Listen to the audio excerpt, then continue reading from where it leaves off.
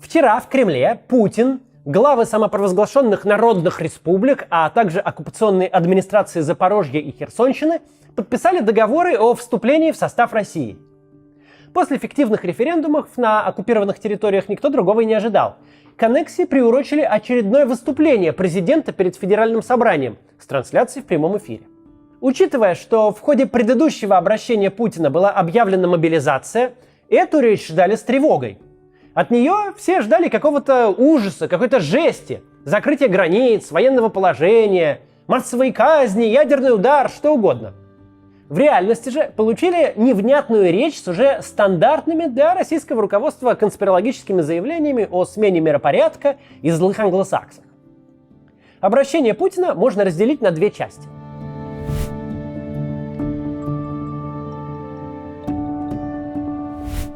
Часть идеологическая, которую обсуждать совсем не хочется. Потому что это уже до скрежета зубов. Это невозможная хрень. Нельзя поверить и принять, что глава первой по площади, 7-й по населению и 11-й по экономике страны мира пересказывает какие-то пыльные паблики одноклассников. Когда все, что 20 лет копилось в самых мрачных углах и подвалах интернета, спичрайтер переносит в речь президента. А может, и сам президент себе пишет.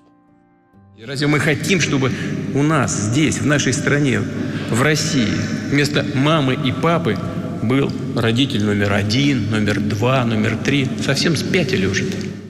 Какие еще родитель номер 1 и номер 2, защитник ты семейных ценностей недоделанный?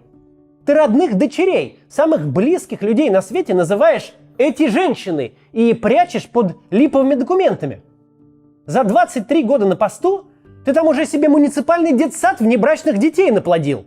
Традиционалист и консерватор херов, тоже мне. Англосаксы. Шизофреничнее всего в этот момент смотреть на зрительный зал. Там сидят несколько сотен взрослых людей. Далеко не все вырожденцы. У некоторых есть настоящее образование и реальные заслуги. Они это слушают, они изображают воодушевление. Вот надо было каждому из них дожить до седых мудей, десятками лет ползти по номенклатурной пирамиде на самый верх, отбиваясь от конкурентов и уворачиваясь от тюрьмы, чтобы теперь сидеть и слушать лекцию об англосаксах, взорвавших Северный поток. Но англосаксам уже мало санкций. Они перешли к диверсиям. Невероятно, но факт. Организовав взрывы на международных газовых магистралях Северного потока, которые проходят по дну Балтийского моря. Если когда-нибудь выяснится, что трубопровод, на строительство которого положили десятки миллиардов долларов, на лоббизм которого в Европе потратили сотни миллионов, с которым 15 лет носились как с писаной торбой, сами же и ухайдокали только для того, чтобы Путин вернул в речь англосаксов, это вообще не удивит вообще-то никого. Гендеры придумали. Извращение с первого класса детям внушают. У комика Дениса Чужого когда-то было шоу «Класс народа», где он зачитывал самые отбитые комментарии из одноклассников. Совершенно правильно, что он шоу закрыл. Потому что это теперь в стенограмме на сайте Кремля можно почитать. Полное отрицание человека, ниспровержение веры и традиционных ценностей, подавление свободы приобретает черты религии наоборот, откровенного сатанизма. Хотел с Америкой мир делить, Киев брать собирался. Историческую Россию возрождать, биполярную планету строить, хотел новую конференцию в Ялте, а спустя 7 месяцев войны стоит и жалуется на западный разврат, что ни слово, то челобитное на мировую несправедливость, что ни слово, то комок в горле.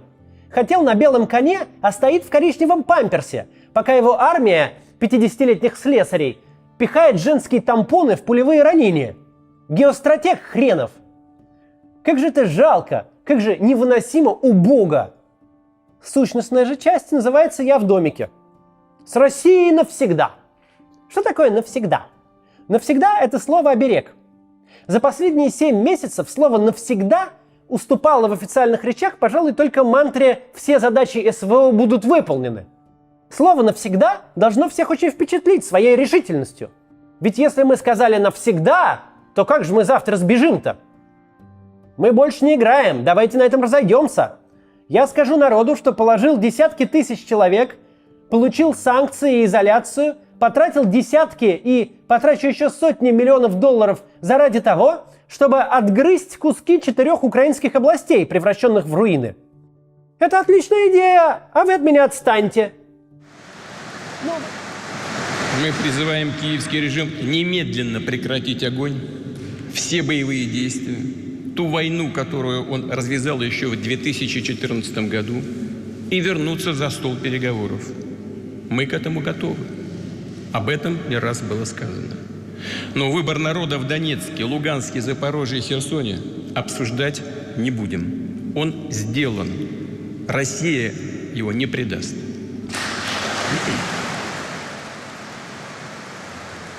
Ну обосрался и обосрался, чего бухтеть-то? Давайте на этом завяжем. Ну не могу я нахуевертить таких делов и вернуться совсем ни с чем. Но вы же сами понимаете. Я думал на выборы людям Киев с Одессой принести, императором всея Великой и Малой Руси в бюллетене оказаться. Но дайте мне хотя бы графом полухерсонским отползти. У меня мобилизация социологию к чертовой матери перевернула. Эффект не то что не крымский, он антикрымский. В крохотную Грузию 100 000 человек за пару дней сбежало. Такого со времен гражданской войны не было. Я такой полководец, что зову за собой на Одессу, а бегут от меня в Ереван. У меня такая победа, что ручкаюсь с бывшим координатором МММ. Ну какая есть. Понятно, что другой не будет, а мобилизация меня похоронит. Ну дайте выйти хоть как-то, хоть как-нибудь. Я уже не могу что-то выиграть, дайте мне все не потерять.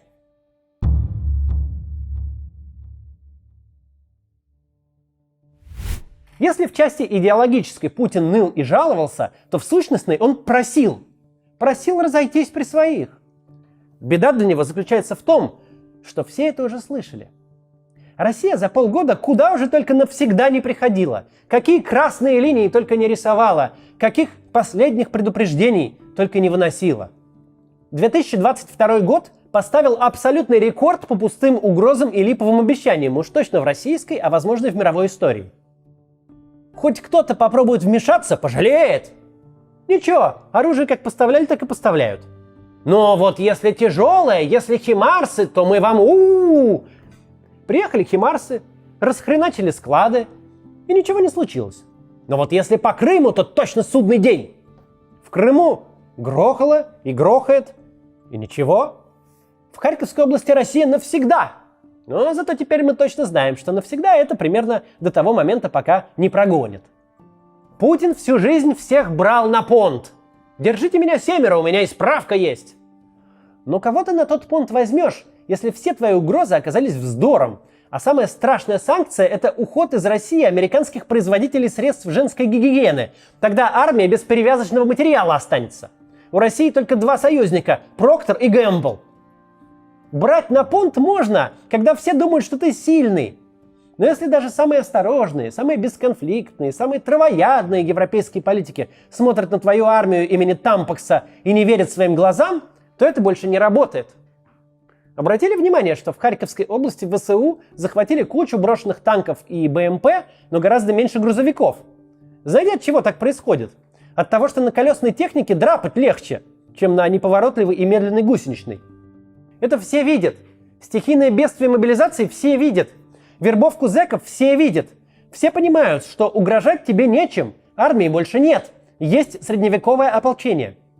Ядерное оружие? Ага, сейчас. Царь Кощей, чахнущий над собственной шкурой, как над златом. Всю пандемию просидевший в бункере, у которого по 2 недели каждого визитера в карантине выдерживали. Император километровых столов, великий князь зум-конференции, к приезду которого железнодорожные пути и канализационные люки в асфальт закатывают. Миллионный город могут перекрыть до окраин. И вот он пойдет на риск для своей жизни. Да-да. Половина выступления Путина – это жалобы и нытье. Вторая половина выступления – застенчивое попрошайничество. Дайте вы убогому сохранить остатки лица. Пусть даже Руслан Левиев будет каждый день рисовать госграницу России в новом месте. Очень показательно, что все это считали. Президент Зеленский ответил сразу. И скажи он просто «от мертвого осла тебе уши, а не переговоры», было бы даже не так грубо. Тот самый президент Зеленский, который в первой неделе войны каждый день просил переговоров, теперь, когда его армия перемолола профессиональную часть российской, не имеет к ним никакого интереса. Він не знає, що таке гідність і чесність. Тому ми готові до діалогу з Росією, але вже з іншим президентом Росії. Дедуль, с тобой все кончено. Говорить с тобой никто не будет. Потому что уже не о чем. Да, ты выбирал себе в окружение самых трусливых, самых сервильных. Ты выжигал в них любое чувство собственного достоинства. Ты построил настоящую кокистократию, власть худших. Но даже до них, даже до этой плесени месяцами раньше или месяцами позже дойдет, что надо тебя бросать и всплывать, что вместе вы не спасетесь. Ровно те качества, за которые ты их выбрал, вся их трусость будет обращена против тебя. Никакой храбрец так не страшен, как паникующий трус. Кстати, да, чуть не забыл, ты ж с НАТО воюешь полгода как. Ну вот тебе заявка на ускоренное вступление. Практически из этого мало что выйдет. Но просто, чтобы ты не заблуждался, на каком месте мы вертели твои референдумы, твои бумажки, а отдельной строкой твое «навсегда».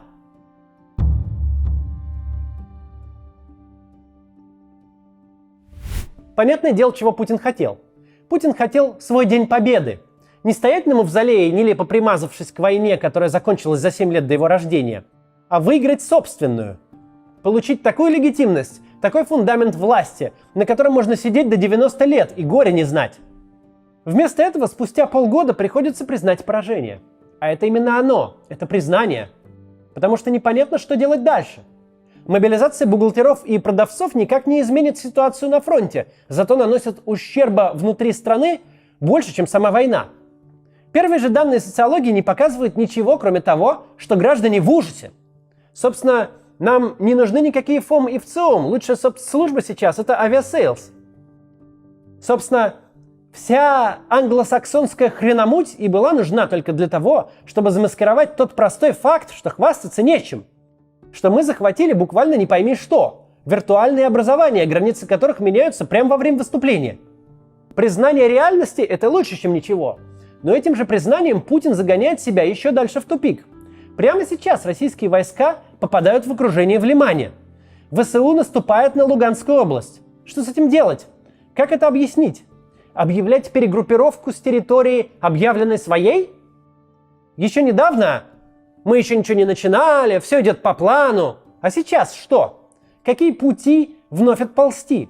Как объяснить людям, у которых забирают отцов, детей, мужей и братьев, чтобы сжечь их на фронте очередным жестом доброй воли, который выглядит, ходит и кряхает, как паническое бегство? Когда Владимир Зеленский говорит, что переговоры будут уже с новым президентом России, то исходит он из вполне себе строгой логики. Путин сам отрезал себе пути эвакуации. Мир будет, но будет с кем-то другим. До завтра.